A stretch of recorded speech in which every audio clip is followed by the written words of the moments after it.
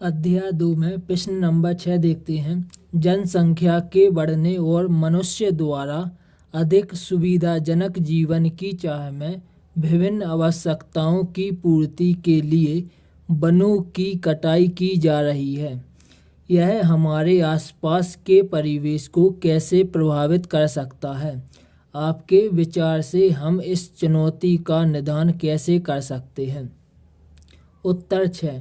वनों की कटाई का हमारे परिवेश पर बहुत ही नकारात्मक प्रभाव पड़ता है।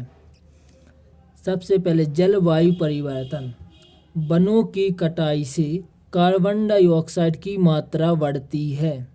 इस इमेज में देख पा रहे होगे कि वनों की कटाई से कार्बन डाइऑक्साइड की मात्रा बढ़ती है।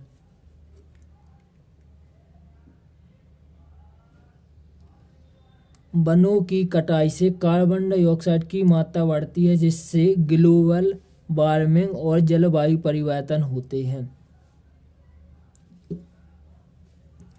जब वनों की कटाई से कार्बन डाइऑक्साइड की मात्रा बढ़ती है तो ग्लोबल वार्मिंग और जलवायु परिवर्तन होता है। ग्लोबल वार्मिंग का मतलब होता है जब हमारी पृथ्वी पर तापमान बढ़ता है तो उस तापमान वापस अंतरिक्ष में जाता है, लेकिन कार्बन डाइऑक्साइड की मात्रा बढ़ने से तापमान अंतरिक्ष में नहीं जा पाता, जिससे ग्लोबल वार्मिंग बढ़ती है। जैसे कि आपको इस इमेज में दिख रहा होगा, यहाँ पर पेड़ कट चुके हैं, यहाँ पर बहुत ही कारखाने लगे हुए हैं जो प्रदूषण वाली वायु छोड़ रहे हैं, जिस कारण यहाँ पर ग्लोबल वार्मिंग बढ़ गया है। जबकि इस इमेज में आप देख पा रहे होंगे कि यहाँ पर पेड़ पौधे लगे हुए हैं और यहाँ पर कहीं भी पेड़ नहीं काटे गए, ना ही कोई कारखाना लगा रहा है जो कि प्रदूषण फैलाए। तो आइए इसे हम फिर से पढ़ लेते हैं।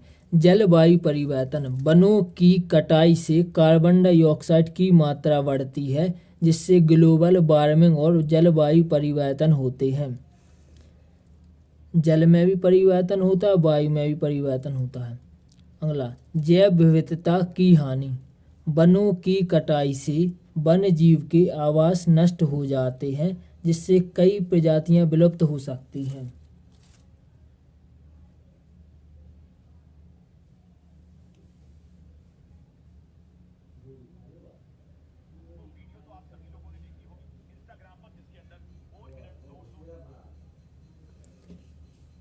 आप इस वीडियो में देख पा रहे होंगे, इस वीडियो में आपको पता चल रहा है वनों की कटाई से वन्य जीव के आवास नष्ट होते हैं, जिससे कई प्रजातियां विलुप्त हो सकती हैं। देखिए इस वीडियो में वन्य जीव कितने कष्ट में हैं, क्योंकि उनके आवास नष्ट किए जा रहे हैं। इसलिए जैव विविधता की हानि। वनों की कटाई से वन्य जीव के आवास नष्ट होते हैं, इससे कई प्रजातियां विलुप्त हो सकती हैं।